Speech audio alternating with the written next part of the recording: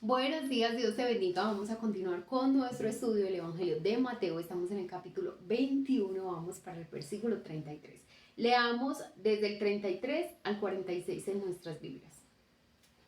Oíd otra parábola. Hubo un hombre, padre de familia, el cual plantó una viña, la cercó de vallado, cavó en ella un lagar, edificó una torre y la arrendó a unos labradores y se fue lejos. Y cuando se acercó el tiempo de los frutos, envió sus siervos a los labradores para que recibieran su fruto. Pues es muy normal, ¿cierto? Usted compra una finca, pero usted no puede vivir allá. Entonces, contrata un mayordomo, unas personas que cuiden de la finca, y cuando ya llega el momento de recoger los frutos, ir a vender esos frutos, recoger unas ganancias, pues usted manda a unos siervos que vayan, usted no va, pero manda a quien sí vaya y recoja sus frutos. Más los labradores, estos mayordomos, estos trabajadores, tomando a los siervos, a uno golpearon, a otro mataron y a otro apedrearon. Envió de nuevo otros siervos más que los primeros, e hicieron con ellos de la misma manera. Finalmente les envió su hijo diciendo: tendrán respeto a mi hijo. Pero miran estos. Mando unos siervos, los matan, los apedrean, los golpean. Mando otros y hacen lo mismo. No, pues voy a tener que mandar a mi hijo que me represente, y a este sí le van a tener respeto y lo van a tratar bien y van a rendir cuentas. Mas los labradores, cuando vieron al hijo, dijeron entre sí: este es el heredero. Venid, matémosle y apoderémonos de su heredad. Ay, Dios mío, qué tremendo. Y tomándole, le echaron fuera de la viña y le mataron. Cuando venga pues el señor de la viña, el dueño de esa finca, de esa casa, de esa heredad, ¿qué harán aquellos labradores? Le dijeron: a los malos destruirá sin misericordia. Entonces ya él le pregunta a estas personas que están escuchando esta parábola y les dicen: ¿qué hará el señor de la casa, el dueño de la viña? ¿Qué hará con estos labradores? Le dijeron, ellos respondieron: a los malos destruirá sin misericordia y arrendará su viña a otros labradores que le paguen el fruto en su tiempo. Jesús les dijo: ¿nunca leísteis en las escrituras: la piedra que desecharon los edificadores ha venido a ser cabeza del ángulo? El Señor ha hecho esto, y es cosa maravillosa a nuestros ojos. Por tanto os digo que el reino de Dios será quitado de vosotros y será dado a gente que produzca los frutos de él. Y el que cayere sobre esta piedra será quebrantado, y sobre quien ella cayere le desmenuzará. Y oyendo sus parábolas, los principales sacerdotes y los fariseos entendieron que les hablaba de ellos. Pero al buscar cómo echarle mano, cómo atrapar a nuestro Señor, cómo prenderle para matarle, temían al pueblo, porque es decir, el pueblo, le tenía por profeta. Qué historia tan tremenda, ¿cierto? Tan aterradora. Vamos a desarrollar. Respondiendo adicionalmente a la cuestión tocante a la autoridad, Jesús refirió la parábola acerca de un cierto padre de familia o hacendado, el cual plantó una viña, la cercó de vallado, instaló en ella un lagar, edificó una torre, la arrendó a unos labradores y se ausentó del país. Finalmente, cuando se acercó el tiempo de la vendimia, envió a sus siervos a los labradores para recibir su parte de la cosecha. Pero los labradores, tomando a los siervos, a uno golpearon, a otro mataron y a otro apedrearon. Cuando envió otros siervos, recibieron el mismo tratamiento. La tercera vez decidió enviarles a su hijo, pensando que tendrían respeto de él. Ellos, sabiendo muy bien que era el heredero, le mataron con la intención de apoderarse de su heredad. Versículos 40 y 41.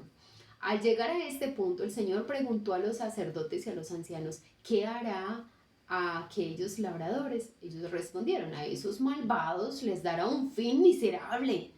Me hacen acordar con esta sentencia de David. David toma por mujer a la mujer de Urías, uno de sus soldados más leales, uno de sus hombres más leales en el ejército, y toma a esta mujer por mujer, ¿cierto? Se acuesta con ella, la deja en embarazo. Cuando David se entera, ella le manda razón y dice, es que estoy en embarazo y es tuyo.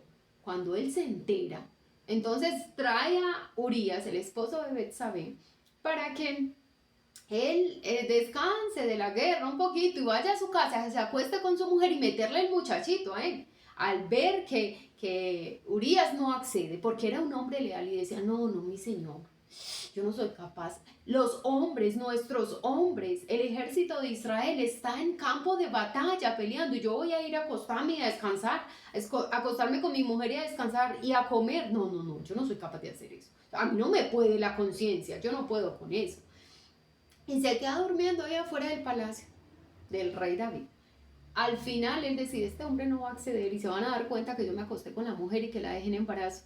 Entonces hace que pongan a Urías al frente de la batalla y lo maten. Los enemigos lo maten. Se muere Urías. Y David dijo, ya arreglado el asunto, ya solucioné. Pasan 9 meses y el Señor le da una profecía a través del profeta Natán a David. Le dice que, le cuenta una historia y le dice que hay un hombre que tiene unas ovejas y que hay un hombre rico que tiene muchas ovejas y hay un hombre pobre y solo tiene una ovejita.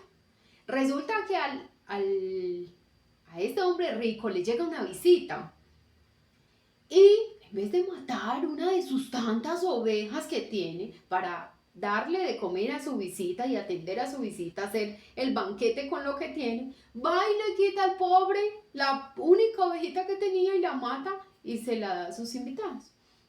Celebra el banquete.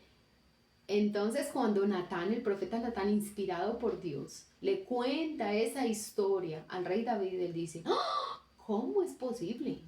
Este hombre merece la muerte, es digno de muerte, es más, se le cobre 4 veces lo que hizo. Ahí mismo dio la sentencia. Él no pensó que la historia era la de él. Él era el hombre rico con muchas ovejas, tenía concubinas, tenía esposas. Y lo que hizo fue quitarle a un pobre una ovejita. Y fue rápido con la sentencia. Así estos hombres.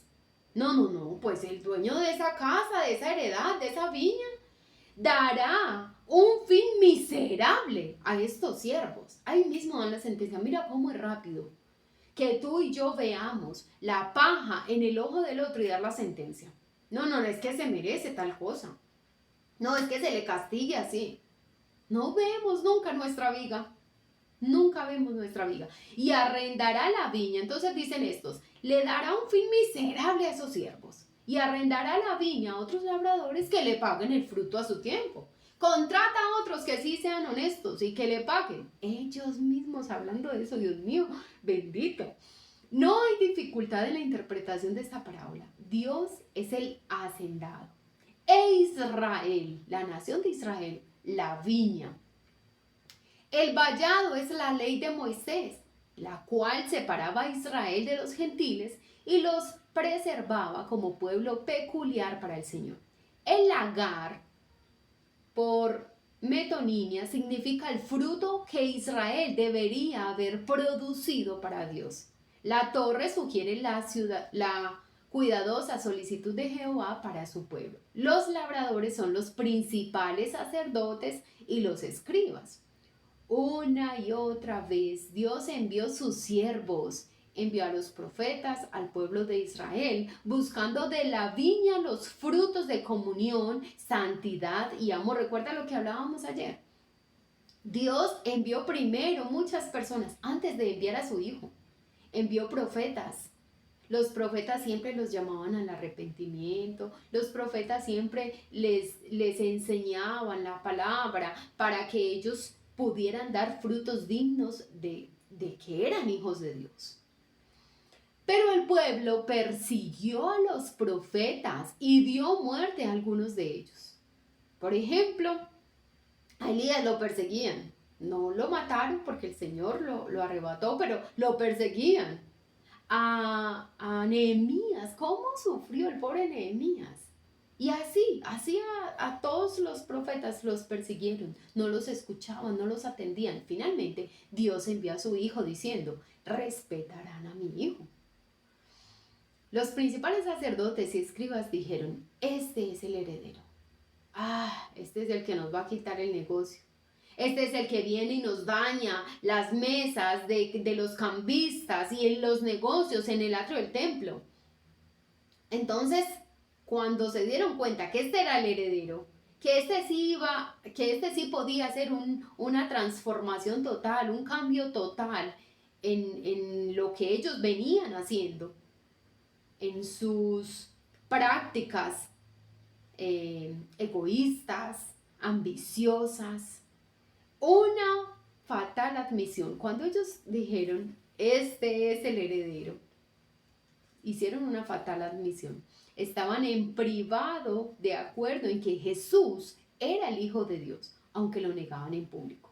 Ellos sabían que él era el Hijo de Dios, pero lo negaban en público. Y de este modo respondieron a su propia pregunta tocante a su autoridad. Su autoridad provenía del hecho de que él era el Hijo de Dios. ¿Recuerdan cuál fue la pregunta que le hicieron al Señor? Dinos, ¿quién te da esta autoridad para hacer estas cosas, estos milagros, estas sanidades, para enseñar? ¿Quién te da esta autoridad? Ellos sabían que tenía en sí mismo la autoridad porque era el Hijo de Dios. En la parábola se le cita como diciendo, este es el heredero, venid, matémoslo y apoderémonos de su heredad. En la vida real dijeron, si le dejamos así, todos creerán en él. Si dejamos que siga haciendo milagros, enseñando, van a creer en él. Y vendrán los romanos y destruirán nuestro lugar santo y nuestra nación. Y así le rechazaron, le echaron fuera y lo crucificaron. ¿Sí ves cómo esta parábola hablaba del pueblo? Del corazón del pueblo. Ay, qué tremendo, de verdad. Qué tremendo cómo es revelador todo esto de la condición del ser humano, de nuestra naturaleza pecaminosa. Cómo no, a veces no queremos, mira, si tú y yo rechazamos la palabra del Señor, dada por un siervo del Señor, tú y yo nos convertimos en estos mismos fariseos, escribas que sabían que era palabra del Señor. Los profetas, yo recuerdo la historia del rey Acab. Se fue, creo que fue con Josafat, de pronto si Olguita me corrige, creo que fue con Josafat. Acab iba a pelear con una nación enemiga. Y le dice a Josafat, Acab era un rey malo, perverso, no amaba al Señor. Y le dice a Josafat que se una a él, vení. Josafat fue a visitarlo. Yo realmente no entiendo esas amistades de Josafat. Ese hombre fue tan bueno, hizo tantas cosas buenas para el Señor, pero tenía unas amistades. Todos los reyes malos eran amigos de Josafat. Qué cosa tan horrible. Y la Biblia dice que las malas conversaciones corrompen las buenas costumbres. Y eso le pasó a Josafat. Y se fue a visitar, de visita, para donde Acab. Y Acab le dice, vea, ¿por qué no me acompañas a pelear contra tal nación? Pero él, como era un hijo de Dios, era un hombre de Dios, le dice, bueno, ¿y qué tal si consultamos al Señor sobre este asunto? Pero ¿saben qué le dice? Yo soy tu siervo, claro, yo me pongo a tu disposición, pero ¿qué tal si le preguntamos al Señor qué piensa de este asunto? Y llaman profetas y todos esos profetas profetizan mal. Profetizan mentiras. Dicen, sí, vas a ganar la guerra acá, rey acá, ve que tú vas a vencer, el Señor está contigo. Y es extraño porque Josafat escucha a estos profetas y como que no lo convence. Dice, ¿hay algún otro? Y eran un montón, yo no recuerdo cuántos eran, pero habían llamado un montón de profetas. Y ninguno convenció a Josafat. Y al final dice, ve, y si le consultamos a otro, no hay otro, uno más por ahí que nos puede decir. Dice, Acab le dice, sí, hay uno, pero, es que ese siempre profetiza algo malo, siempre profetiza, no, pero llamémoslo, escuchémoslo.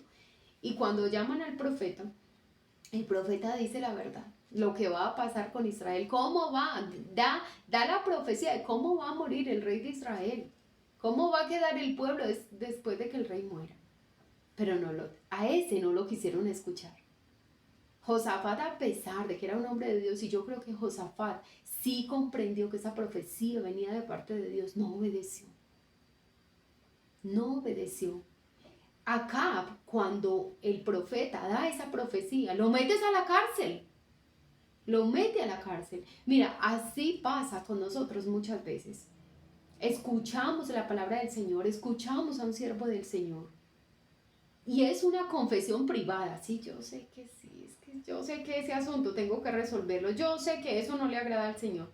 Pero en público, mis frutos son completamente contrarios a la palabra del Señor. Como si no hubiera escuchado la palabra del Señor.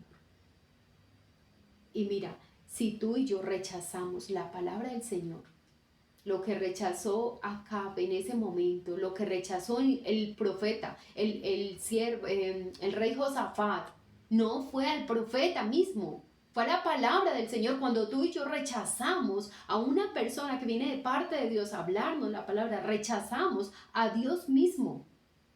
Eso fue lo que hicieron estos hombres. Cuando estaban rechazando a los profetas, apedreándolos, persiguiéndolos, estaban rechazando la misma palabra del Señor. Y si rechazaban estos hombres, iban a rechazar al Dios mismo cuando se presentara, así fuera en persona. Recuerdo que cuando estaba el rico, en la historia del rico y Lázaro, el rico en el infierno, le dice a Abraham, Padre Abraham, manda a Lázaro que moje la punta de su dedo en agua y me humedezca la lengua. Y le dice, no, eso no se puede. Nosotros no podemos pasar de aquí para allá y de allá. Ustedes no pueden pasar de allá para acá. Entonces le dice, entonces manda a Lázaro que hable a mi familia. Y él les dijo, no. Abraham le dice, no, a los profetas tienen. Aunque resucite alguien de entre los muertos, ellos no van a escuchar. Cristo Jesús resucitó de entre los muertos. Y lo que hicieron estos líderes fue contratar testigos falsos que dijeran que al Señor se lo habían robado, que se habían robado el cuerpo del Señor. ¿Sí ves cómo es tremendo? ¿Sí ves cómo es que a veces nos obstinamos y no queremos escuchar al Señor? En este tiempo yo sé que tú puedes pensar mucho, pero ¿por qué no escuchan al Señor? ¿Por qué no? Si tú realmente tienes un corazón sincero para amar al Señor y obedecer al Señor, y tú y yo nos preguntamos, pero ¿por qué no escuchan al Señor? Porque así es la conducta del ser humano. Así somos, es que somos malos. Somos malos, es porque ahora el Señor está con nosotros y su Espíritu Santo habita en nosotros, que nos ayuda a vivir mejor para el Señor, a procurar esa vida de santidad, que la obra del Señor se está perfeccionando en nosotros, pero esa es la conducta natural del ser humano. Rechazar al Señor. Cuando el Salvador preguntó qué haría el dueño de la viña, su respuesta los condenó, como lo deja él evidente en los versículos 42 y 43. Citó las palabras del Salmo 118, 22. La piedra que los constructores rechazaron. ¿Quién era la piedra? Nuestro Señor, ¿cierto? Él es la piedra, Él es esa base rocosa. Él es la piedra. ¿Quiénes son los constructores? Los líderes religiosos. Estaban hablando en ese momento de él. Esos líderes religiosos rechazaron esa piedra donde se tenía que edificar la casa. Y esa piedra se ha convertido en la piedra angular, en la principal.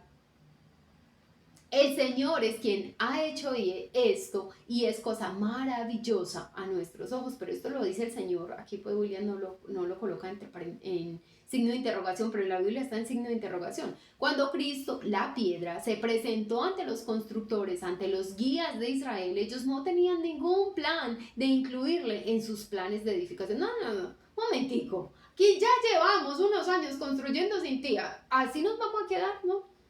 No querían incluir a la piedra principal en esa edificación. Le echaron a un lado como inútil. Ay, Dios mío, qué tremendo.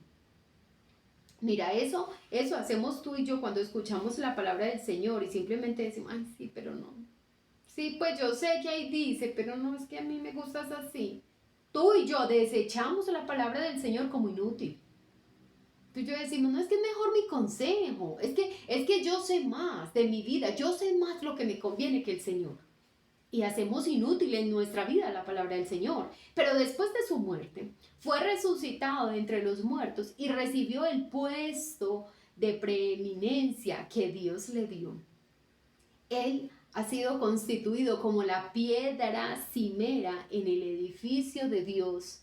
Dios también le exaltó hasta lo sumo y le otorgó un nombre que es sobre todo nombre. Ay, eso me da escalofrío. Vamos, así exactamente dice este versículo, ¿cierto? Dios le exaltó hasta lo sumo. Vamos a leerlo. Filipenses 2:9.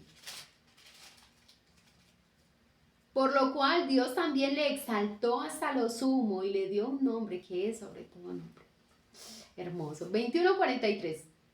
Entonces Jesús les anunció con total llaneza que el reino de Dios sería quitado de Israel y dado a una nación que produzca los frutos de él. Y así sucedió. Israel ha sido echado a un lado como pueblo escogido de Dios y ha sido cegado judicialmente. Bueno, no quiere decir que Dios ya no va a salvar a Israel. Dios está tratando con Israel. Todo lo que vemos que pasa en Israel es un trato de Dios para con Israel. Cuando Dios saque a su iglesia de esta tierra, ya, a ver, yo creo que Dios está tratando indirectamente con Israel, como que le permite cosas para que algunos judíos reconozcan al Señor, ¿cierto? Porque yo creo que en ese tiempo todavía hay judíos que aceptan al Señor y son salvos. Yo creo que en el arrebatamiento van a haber algunos judíos que se van a ir con nosotros, con la iglesia, porque el arrebatamiento va a ser para la iglesia y la iglesia la conforma todo aquel que acepta a Cristo Jesús como su Señor y Salvador.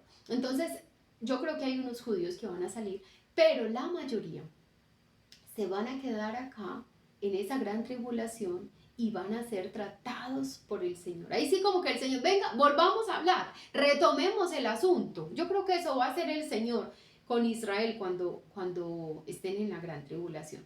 Pero por este momento, como ellos desecharon esa piedra angular, como ellos rechazaron al hacendado, entonces el Señor los pone a un lado, se enfoca en los gentiles que sí le quieren recibir y después vuelve a tratar seriamente con Israel. Ha sobrevenido un endurecimiento sobre la raza que rechazó a su Mesías. La profecía de que el reino de Dios sería dado a una nación que produzca los frutos de él ha sido comprendida como referida. 1.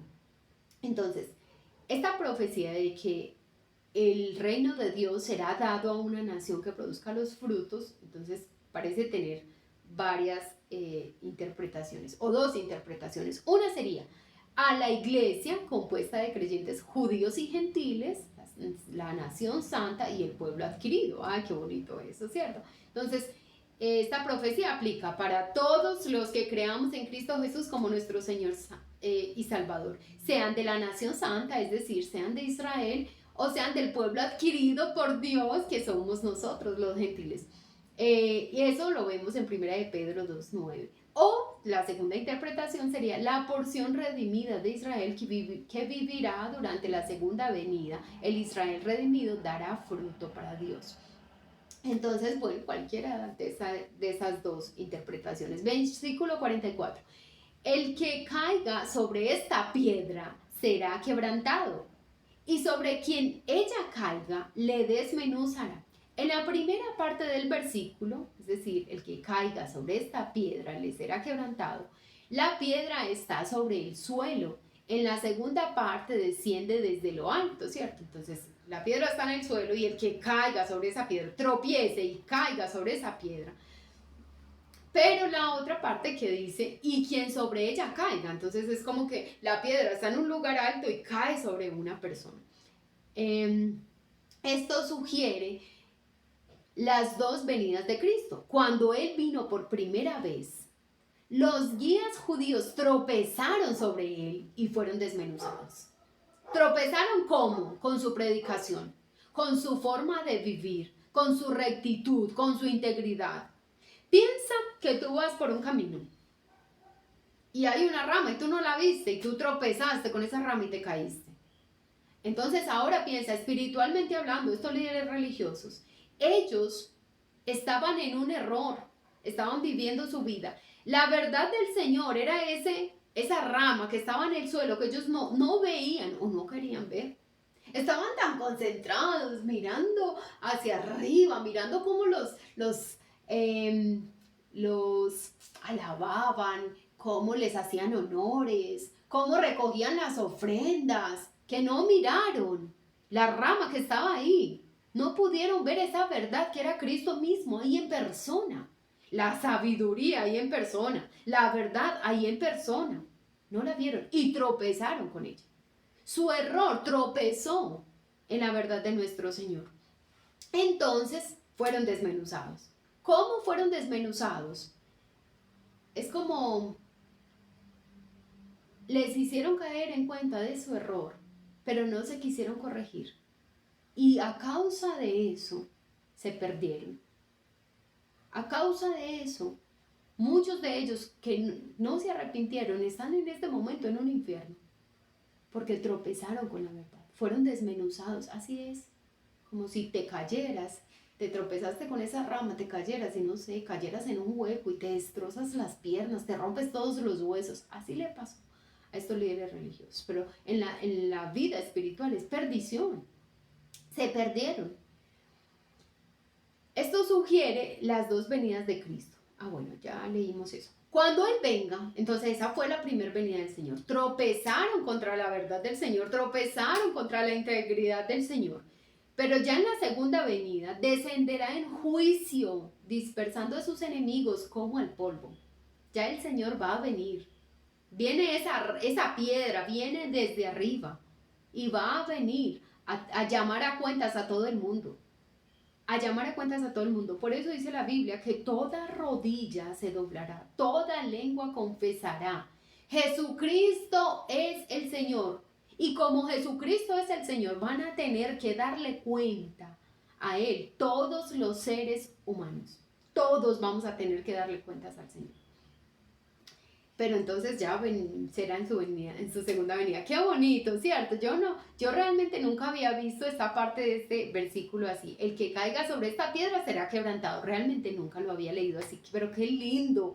De verdad, gloria a mi Señor, porque nos da este privilegio de leer su palabra así. Qué bendición. Y quien sobre ella caiga será desmenuzado. Ay, muy lindo poder leer la palabra del Señor así. Versículo 45-46. Los principales sacerdotes y los fariseos se dieron cuenta de que estas parábolas se referían directamente a ellos. Es que mira, el Señor puede que no dijera directamente: ustedes son la nación de Israel y como no me escucharon, tropezaron, voy a caer sobre ustedes, los voy a enmenuzar. No, el Señor no necesitaba decir eso. El Señor les hablaba, pero ahí estaba el Espíritu Santo de Dios convenciéndolos de pecado. Así como contigo y conmigo. Cuando tú y yo nos exponemos a la palabra del Señor, el Señor nos hace caer en la cuenta de nuestro pecado, con su Espíritu Santo nos convence. Que tú y yo no seamos estos fariseos y escribas que rehúsan escuchar la palabra del Señor, atenderla. No seamos esos. Que seamos esos que están prestos para escuchar y para atenderla. Cuando llevan a la mujer adúltera delante del Señor, y le dicen: vean, estaba en pleno acto de adulterio. ¿Qué vamos a hacer? Pero vea pues lo que dicen: ¿qué vamos a hacer? Y cogen todos la piedra. Esta tiene que ser la piedra. ¿Qué vamos a hacer? ¿Cuál es su respuesta? ¿Qué hacemos con ella? Cualquier respuesta que dijera el Señor, lo iban a acusar. Cualquier cosa que dijera el Señor, si decía: no, apedréenla. ¿Cómo que estaba haciendo adulterio? Apedréenla. Ah, no, pues que es muy misericordioso. No, pues que el amor y que la bondad. Y si el Señor decía: no, perdonémosla, sí, entonces va a faltar a la ley, porque la ley dice que cualquiera que adultere tiene que ser apedreada. Cualquier cosa que respondiera al Señor iba a ser un problema para él. Pero como Él es la sabiduría, él se las sabe todas, a él nadie lo corcha. Les dice: no, pues al que esté libre de pecado tire la primera piedra. Esa es la respuesta. Y dice la Biblia que cada uno de esos hombres empezó a salir de ahí. Empezó a soltar la piedrita y a dar media vuelta e irse. Así es la palabra del Señor. El Señor no tiene que decirnos, el Señor no tenía que decirle a esos hombres: usted se acuerda que usted robó, usted se acuerda que usted se acostó con la mujer de su prójimo, usted está robando en el templo. No tenía que decirles. El Espíritu Santo de Dios a cada uno de forma personal estaba hablando a su corazón. Así el Señor. Por eso tú y yo escuchamos la palabra del Señor de forma muy general, como que leemos lo mismo para todos, pero yo sé que a cada uno de nosotros el Señor habla de una forma particular, de una forma personal. Qué bueno es nuestro Señor. Entonces yo no sé si terminé de leer esto. Los principales sacerdotes y los fariseos se dieron cuenta de que esta parábola se refería directamente a ellos, ¿cierto? Entonces por eso cuando el Señor le dice a estos hombres en ese juicio de esa mujer adúltera, pues el que esté libre de pecado tire la primera piedra, cada uno empezó a darse cuenta que se refería a ellos mismos. Ay, sí, es que yo pequé de esta forma. Ay, es que yo hice esto. Como respuesta a la pregunta que habían hecho acerca de la autoridad de Cristo, hubiesen querido arrestarlo allí mismo, en aquel momento, pero temían al pueblo porque el pueblo todavía le tenía por profeta. Le tenían por profeta. Qué triste. No le tenían como el Hijo de Dios, no le tenían como ese Mesías que el pueblo de Israel, ¿cuántos años llevaba esperando a ese Jesús? Lo estaban esperando. El problema es cuando tú y yo esperamos de Dios algo que no es Dios. Ellos esperaban un Mesías político. Nos libra de Roma. Viene, armamos un ejército, nos enseña a pelear, o viene con ejército, no sé, y nos salva. Ellos esperaban un político, no un hombre que mostrara bondad, humildad, amor, compasión, misericordia. Sí, ves cómo a veces tú y yo tenemos unas expectativas de Dios que no aplican para el Señor. Él no obra como tú y yo pensamos que Él obra. Miren, quiero contarles aquí un testimonio. Yo voy a editar esto aquí en mis redes sociales, pero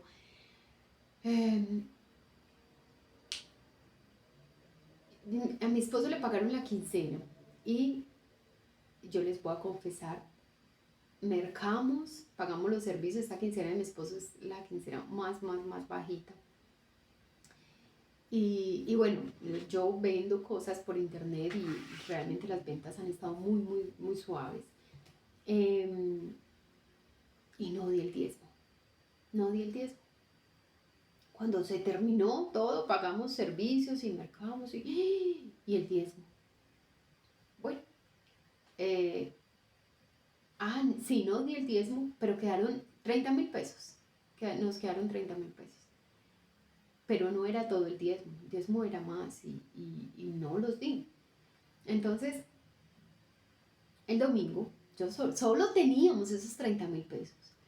Y el domingo, yo no cuento esto para jactarme en ningún momento, y no tengo nada de qué jactarme. Antes, qué vergüenza con ustedes yo decirles que no di el diezmo, cuando yo tantas veces les he hablado de que debemos apartar lo que es para el Señor y hacer de eso una prioridad. Entonces, no tengo nada de qué jactarme, de verdad, con mucha vergüenza se los cuento, pero quiero contarlo, es para la gloria y la honra de mi Señor. Y resulta que yo el domingo le dije a mi esposo, mira, es lo único que tenemos y es todo lo que voy a dar.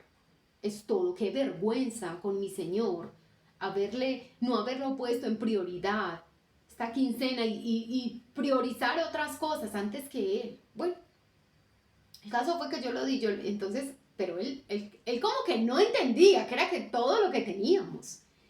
Entonces yo le dije, ya cuando llegamos acá, él dijo, amor, que es que voy a ir a llevar a un hermano a Barbosa. Yo le dije, pero no tenemos para tanquear. No tenemos para tanquear. Yo no, era todo lo que teníamos. Entonces yo le decía a mi mamá, mira, si él se tenga que ir a pie, desde Bello hasta Envigado, donde trabaja, se va a ir a pie, pero yo no voy a negociar el diezmo de mi Señor. Yo no voy a robarle más a mi Señor, porque para mí eso se ha vuelto un principio de vida, ¿sí? Para mí es un valor muy importante. Entonces, de una forma sobrenatural, miren, sobrenatural, Dios empezó a proveernos. Por aquí una compra, por allí otra, una venta, por allí otra venta, una cosa hermosa. Yo decía, el Señor. Entonces ayer, hablando con Pablo, hay un versículo en la Biblia, se los puedo leer.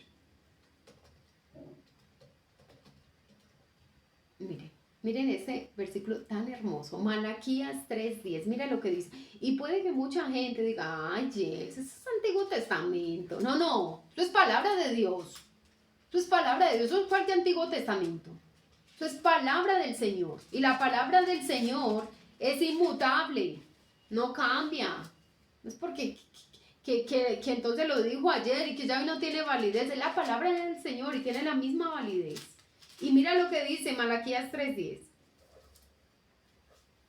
Traed todos los diezmos al alfolí y haya alimento en mi casa.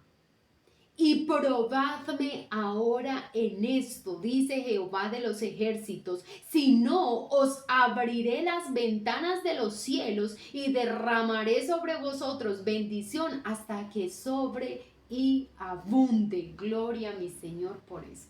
Dile amén, Señor, por eso. ¿Sabes qué está diciendo aquí el Señor? Dame a mí primero. ¿Se acuerdan de Elías? Con la mujer ¿dónde fue? Sarepta. Fue Sarepta, ¿cierto? Con esta mujer que estaba con el niño esperando a morirse. ¿Y qué le dijo? Dame a mí primero. Hazme una tortica a mí primero. Después comes tú y tu hijo. Eso está diciendo el Señor. Trae los diezmos. Dame a mí primero. Dame a mí primero tu tiempo. Yo haré que el resto del tiempo te rinde lo que tú necesitas. Serás efectivo en ese resto del tiempo. Serás productivo en ese resto del tiempo. Dame a mí tus recursos. El resto yo me encargo de que rinda, de que produzca. Miren, y saben, yo le decía ayer a mi esposo, ¿sabes? Cuando el Señor empezó a proveernos así, aunque yo le di menos de lo que debía darle. Y yo le dije a Pablo, de ahora en adelante, nada de que vamos a mercar primero. No, primero el diezmo, primero lo de mi Señor. Él verá qué hacemos con el resto, Él verá cómo provee. Pero no podemos dejar de últimos. ¿Cómo hago yo? Mira, ¿sí ves cómo es terrible cambiar el orden de prioridades? Porque generalmente yo hago eso. Primero el diezmo de mi Señor y después lo que quede, hagamos lo que hay que hacer. Y siempre el Señor provee, siempre. Pero esta vez yo invertí el orden de prioridades y le di a mi Señor menos de lo que debía darle. Y no quiere decir que el Señor ya no me ama. Que si yo me hubiera muerto, me hubiera ido al infierno. No, en ningún momento. Ningún momento. De eso no depende mi salvación. Ni la tuya tampoco. Pero ¿sabes qué? Sí demuestra que dependemos de Él. ¿Quién le da a Pablo? ¿Quién le consigna a Pablo cada quincena en su cuenta? ¿Quién provee mis ventas? ¿Quién? Es mi Señor. No es Soya. No, Soya no es. Soya es un vehículo. Soya es el mensajero del Señor.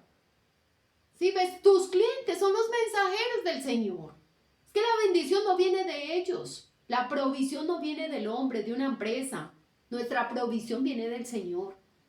Y tú y yo tenemos que aprender a depender del Señor. Y yo le decía a Pablo anoche, el Señor me recordó este pasaje. Su Espíritu Santo hablando a mi corazón. Probadme ahora en esto. Yelsi, pruébame en esto. Pruébame para ver si no abriré las ventanas de los cielos. Yo le decía ayer a Pablo, es que tú crees que el Señor va a decir, ay no, mi hija, ¿quién la mandó a ponerse a pagar el diezmo primero? Ya usted verá con qué merca. No. O ya usted verá con qué paga los servicios. ¿Quién la puso a ponerse a diezmar primero? No, ese no es mi Señor. Él dice, pruébame, pero no es pruébame, yo a probar a ver si me alcanza al final. No, es le doy a Él primero y después lo pongo a prueba, Señor. Esto es la prioridad. Tú sabes cuáles son las cuentas. Mira, a mí se me olvida apuntar a veces que es lo que tengo que cumplir esta quincena. A Él no se le olvida. Él sí lleva la cuenta. Él la tiene clara. Él sí tiene su agenda bien. Él es muy organizado. Él es muy juicioso. No es como yo, que ahí se me olvidó apuntar esto. No. Él la tiene clara. ¿Qué es lo que yo necesito antes de que yo abra mi boca? Antes de que tú y yo abramos nuestra boca. Dime si no es maravilloso tener un Dios como el nuestro, que cuida de ti y de mí, que tiene cada una de nuestras necesidades delante de Él, en sus ojos, están delante de sus ojos. Entre ceja y ceja el Señor tiene tus necesidades, tiene tus peticiones. Qué bueno es tener a nuestro Señor. Como respuesta a la pregunta que habían hecho acerca de la autoridad de Cristo, hubiesen querido arrestarlo allí mismo en aquel momento. Tenían al pueblo por profeta, tenían a Jesús por profeta. Lo tenían por profeta, no lo tenían como Dios. Tú tienes al Señor como Dios. Tú y yo tenemos a nuestro Señor como nuestro proveedor. Tú y yo tenemos a nuestro Señor como nuestro cuidador. O lo tenemos como uno más. Muy bonito, no tan lindo Dios, tan bueno Dios. Pero no es nuestro Dios.